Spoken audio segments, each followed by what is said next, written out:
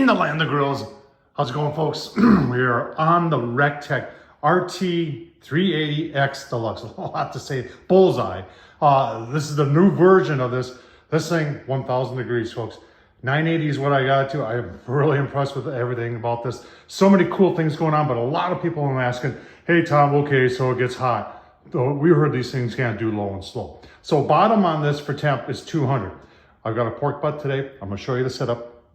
This has got the RecTech PID in it. We're gonna set it at 225 and see what it can do. And we'll talk about this grill as we go along. I'll leave the link down below to the review I did of this grill. Very, very interesting. I'm starting to lean in a direction where this may be that one grill that can do everything. It's leaning, not saying, leaning. All right, let's fire it up. Let's take a look. I got some very interesting seasoning going on that pork butt. I want you to take a look at that too. Let's get going. All right, quick look at the setup here, folks. This pellet grill does not have a way to get the grease out of the grill. Now, I'm thinking about a mod to make that happen, but for right now, on top of the diffuser plate, which is cast iron, I've got a pan with some water in it that's going to catch all the grease from the pork butt. I am going to use the temp probe that comes with the RecTech today for the first time. And you know, I'll tell you what, this is the first grill of any sort that has Wi-Fi in it that, in my opinion, actually works. Hooks up to 5G. When I turn this grill on, that red light there, automatic, it starts blinking. When it goes solid like that, it's already hooked up to my phone. It's the first pellet grill or any grill I've ever had where Wi-Fi actually works. And I'm very impressed with it. So let's go take a look at that pork butt. All right, so there's our butt right there. Not huge, 7 pounds. And you're saying, whoa, what's going on with that? What do you got going on there, Tom? But this is from my buddy Darren at Fire and Water. And this is his raspberry black garlic seasoning. Now, he just came out with this stuff. It is, I'm going to show you what's in here. The smell of it is phenomenal. But it has got blueberry powder, sugar, black pepper. There's that black garlic, which is phenomenal stuff. I've used on steak. This stuff is starting to become my all-time favorite. It's got salt flakes in it, and it's got that black garlic seasoning. If you don't know anything about black garlic, it's very, very good. So anyway, no binder. I'm not the binder. I don't. Years ago, I used to use binder. I don't use binder anymore. There's enough moisture in this meat where you don't need to use binder. Fat cap down always, and I trim a little bit of it off. We don't need all that grease in your pellet grill.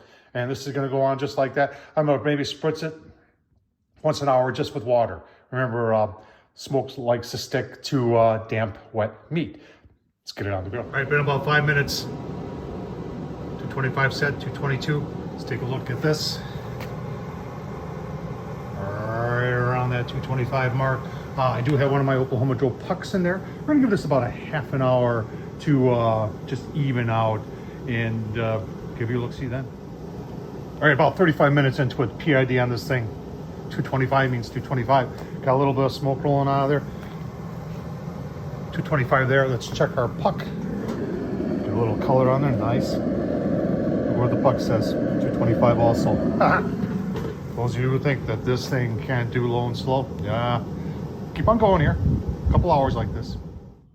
If you're wondering what I'm using for pellets, folks, B&B, find this stuff. This is a championship blend, pecan cherry, post oak. Always use good hardwood pellets in any of your pellet grills, folks.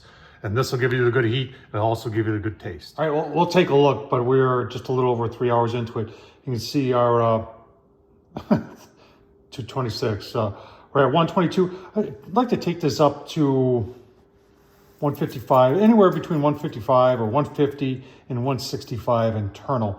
And then we're gonna pull that pan off, dump it out, put the butt in there, and then I'm going to put, I've got a little bit of this Specker maple whoop beer craft soda I'm gonna put in there, cover the whole thing with tin foil, aluminum foil, and then we're gonna take it up to an internal. Well, as a benchmark, we'll use 205.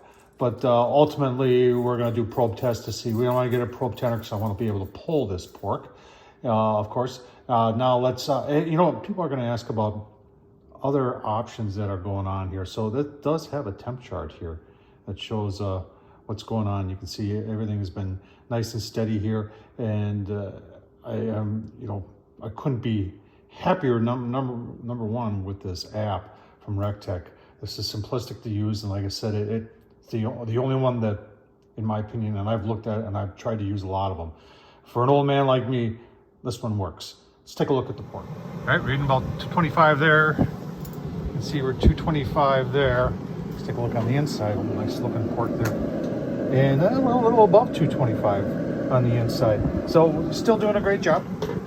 And like I said, we'll give you a look-see when we're ready to wrap. All right, a little over 4.5 hours, 225 there, 225 there. Anybody who says that this thing can't do low and slow, I'm sorry, folks, you're wrong. 250 there, nice color there. We're gonna dump that water out. We're gonna put that in there. We're gonna leave the probe in and take it off from there and cover everything up. And put that root beer in there like I showed you. Put it back on, turn it up to 300. Take it to 205-ish or probe tender, whichever comes first. All right, so the probe in that plugs into the grill didn't go through the hole. So there's gonna be a mod there. I'm gonna enlarge that so it can, and then I'm also gonna put a little cover on there, which I've done before, just to, tighten up the grill a little bit. But we are gonna use the app here. The only app I've ever had that really works well on a grill. And just turn this up to, whoopsie, 300. And we'll take this to probe tender. I know approximately what, like in an hour, I'll check it, and I'll just use one of my instant reads and see where the temps are. But I'm also looking more for probe tender than I am in temp. When I say 205, that's a guideline. It could be 210. I've had, sometimes 215. Every piece of meat is different, so we'll see. We'll take you along. You'll get the, and then we're bringing it in. We're going to let it rest for a good hour or so, and then we'll pull it. All right, let's take a look at the pork butt. The final thing here on the pork butt time. I think we had about 4.5 hours on 225. It held 225 very nicely. For those of you who say that the RecTech, 380 here, Bullseye can do low and slow. Yeah, I can. And it holds it very well. And then I went to 350 covered with that root beer in there. That was probably another 3.5. Did take it up to 205. It was probe tender. So I've got these cheap plastic claws here. I just want to tear into this and see what we got here.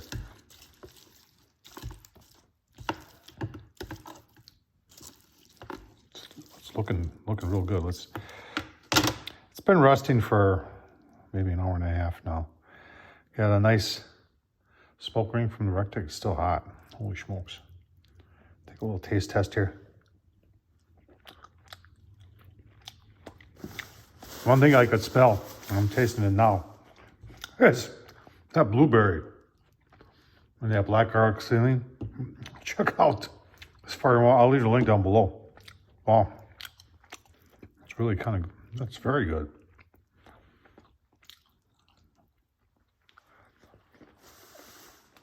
Final thoughts. All right, wow. I'm telling you, this is fine. This turned out great. On the Bullseye, folks, a lot of you people don't know, but this is the second RecTech I've had. My very first pellet grill was the RecTech Mini, which I don't know what it's called now.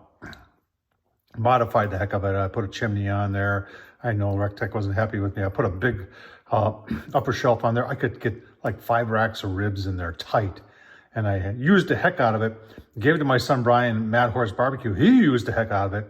And he just recently sold it to some guy who drove over an hour and paid $200 for it. So I tell you, the RecTech products, the PID on this and the Wi-Fi, phenomenal. I give a lot of kudos to RecTech here. Ray Carnes, I know he doesn't watch any of this stuff, but I'll tell you what, you got it going over there. Great pulled pork on the RecTech Bullseye 380. This is the new one, the Deluxe. Tom Horseman at YouTube. Thumbs up, leave a comment, and as always, thanks for watching.